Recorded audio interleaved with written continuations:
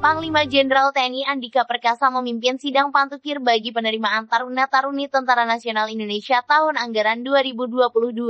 Dalam sidang pemilihan terpusat yang berlangsung di Akademi Militer Magelang, Jawa Tengah, tersaring 401 calon Taruna Akmil, 250 Catar Angkatan Udara, dan 253 Catar Akademi Angkatan Laut. Ini dilakukan agar tidak ada kecurangan soal tinggi badan sebagaimana syarat yang sudah ditetapkan. Jenderal Andika bahkan mempertegas agar calon taruna-taruni tidak jinjit saat diukur.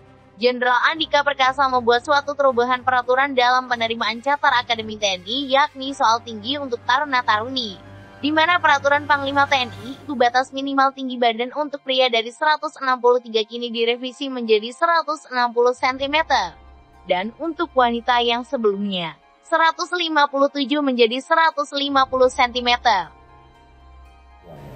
Jadi kita menggunakan peraturan Panglima TNI yang terakhir itu tahun 2020, jadi nomor 31, itu sudah saya lakukan perubahan yang sebetulnya lebih mengakomodasi. Sebagai contoh, tinggi badan untuk peraturan Panglima yang terakhir yang menjadi dasar kita semua saat ini adalah 163 cm untuk pria.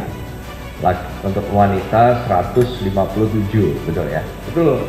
Itu sudah saya turunkan.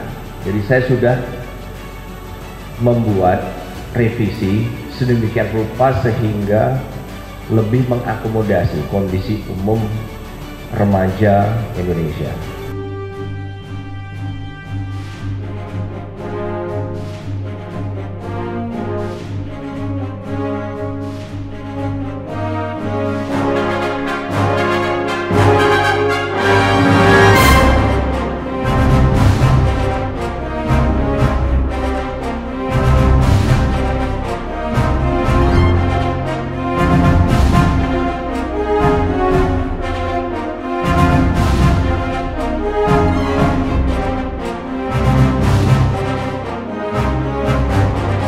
Terima kasih sudah nonton.